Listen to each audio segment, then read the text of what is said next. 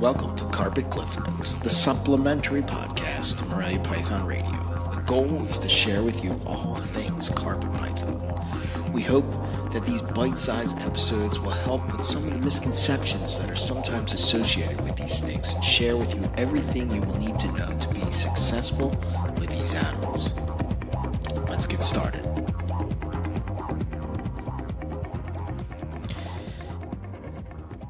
Hello and welcome to Carpet Cliff Notes episode 10. And in this episode, we're going to be talking about the Nova Guinea Carpet Pythons. We're going to break down the story behind these carpet pythons and try to give the listener a better understanding of what's going on with these unique carpet pythons. Let's go. Okay, so Nova Guinea carpet pythons. They're mysterious carpet pythons. They came into the hobby about 25 years ago, and to add more confusion to the topic, there's actually two lines of carpet pythons called New Guinea, the European line and the Derek Roddy line. We will talk about both lines, hit on some of the debated issues between the two. I work with both lines, so I'm going to do my best to try to explain some of the differences that I've personally noticed. So let's go back to the beginning. The story has evolved a bit over the years, but I'm going to give it a shot. So the European line is descended from wild-caught stock, and there's little doubt that they came from the island of New Guinea. The question is always, where exactly on New Guinea are they found? That's sort of the thing that stumps sort of everybody. In 1998, a pair of imports that were originally owned by a Belgian keeper were sold to a Johan van den Busch. I think Frank Schofield had some of the original stock that he got from the importers as well. They came in through the States through Nick Button. It was in 2008, Nick imported a group of 4.2 animals from Paul Harris, and Nick kept 2.1, and Eric Kohler got the other group of 2.1. And to this day, they're probably the most well-known for producing this line of the European Nova Guineas out there. There's a few other people, myself, Billy Hunt, a few others that are working with them, but they're very unique carpet python for sure. So they called them Nova Guineas, and the story kind of goes that years ago, CITES permits were required to transport animals within Europe. On some of these documents pertaining to these snakes, the country of origin was listed as Nova Guinea. So Nova Guinea in Latin is New Guinea, and this would imply that they originated on the PNG side of the political boundary. If they had been from the other side, the country of origin would have been Indonesia. The issue is that the people that have the information are no longer reachable to get what the exact location is from where these snakes originated from. All that we know is that they came from somewhere in New Guinea. And this is sort of the case with a lot of these things over the years that, it's been in the hobby for such a long time that, either the people are no longer alive or they're no longer able to be, to talk to them to get some more information, or sometimes the people just forget. What is known is that they're morphologically distinct from the normal Papuan carpets, or IJs as they are known as well. Which they occur on both sides of the international boundary in New Guinea. They're also quite different from carpet populations around Port Moresby, which also have that classic IJ look. It does seem plausible that they would be from this area, but where it gets difficult to explain is that the morphological differences between them and Papuan carpets, it's crazy. So they have a different head shape. They have silver eyes. The European line of Nova Guineas seem to produce three phenotypes in a clutch. They produce stripes, reduce pattern, and this is where they sort of get the name of the poor man's jag, or They also have like an ocelot type of pattern, more of the bullet holes that you would get in an ocelot jag, if you will. If they, and then there was some debate that maybe they were crosses, but if they were crosses, you would be able to see the diversity within the clutch. Some would look more coastal, some would look more IJ, and then you would have ones that are mixed. But the thing of it is that they don't. They're very consistent with these three phenotypes. They also lay more eggs, but they lay smaller eggs than Papuan carpets.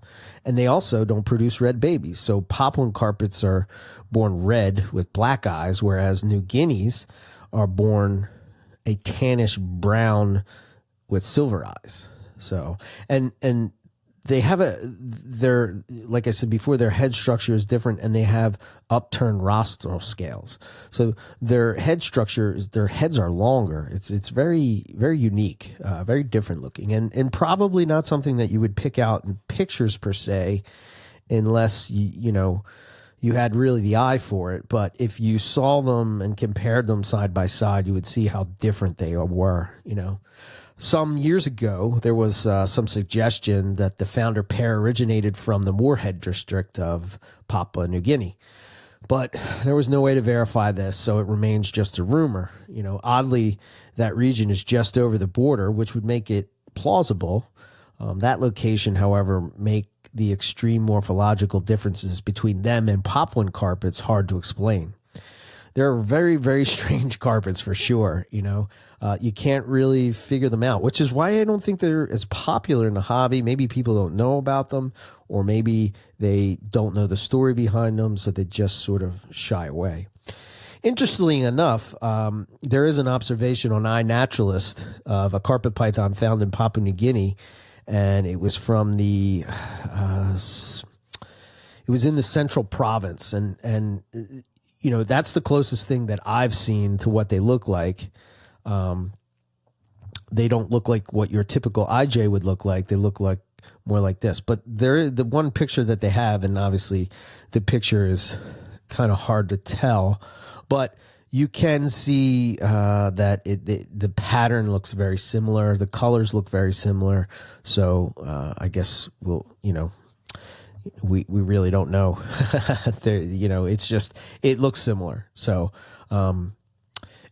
interestingly enough, just on a side note, that when you look at where they were found, it's typical carpet python environment, typically by a watercourse and by trees. So that's the European line.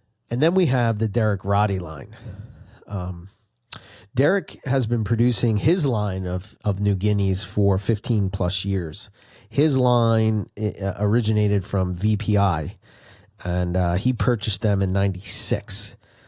They're also different from Papuan carpets in the head, body structure, size differences in both individual phenotype and clutch size. They don't produce red babies either. I believe that they're not the same line as the European Nova Guineas because they look different than them. And the other thing is that when these throw a clutch, it's very variable. I mean, you get some that look exantic, some that look like coastals, some that look like jungles, some that look like a coastal jungle, some that look like IJs. It's really odd how variable they are, just in one clutch. But their head structure is definitely different than your typical carpet python, coastal jungle IJ. You can, in my opinion, they kind of look like what I see in the Australian hobby and what they call Cape York carpets. And interestingly enough, there was an article in Vivarium magazine that was by Dave and Tracy Barker, and that spoke about Papuan carpet pythons and the history of them in the hobby. So the article talks about how in the 1960s, there was two big companies that sold animals to zoos in the U.S. It was during this time that many of the Australian species we see in the hobby were imported into the U.S. At this time, Australian laws were not as strict as they are today. But even then, it was illegal to import animals out of Australia. But somehow these reptiles ended up on the list that the reptile dealers would send out to zoos, and life was good. And then, in 1976, many curators of zoo reptile departments were subpoenaed to appear to testify before a federal grand jury in Philadelphia. To their knowledge, no charges were ever specified against the curators, nor did any of them even go to trial. But they were all suspect of buying animals of possible illegal origin. From these two dealers, they were busted for Fiji iguanas. These zoos were particularly fond of Australian reptiles, and in some zoo circles, they would call this situation the Philadelphia Inquisition. And then this led to zoo curators getting much more meticulous about the origins of their animal acquisitions and making sure that the associated paperwork was accurate, so they didn't get into trouble. The miracle that happened is next was that suddenly most of the Australian reptiles became New Guinea reptiles. Carpet pythons were once fairly common in zoo collections, and suddenly they became New Guinea carpet pythons in many zoo collections. The thing that they were probably, the thing is that they were probably all carpet pythons from Queensland.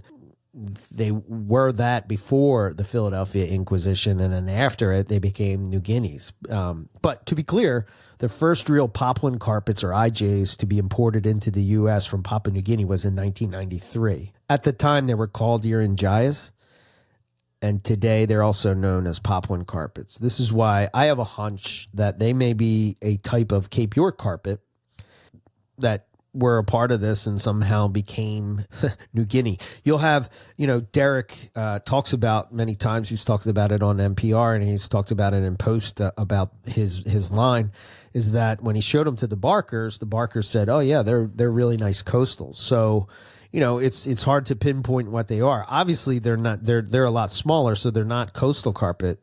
It's hard to tell.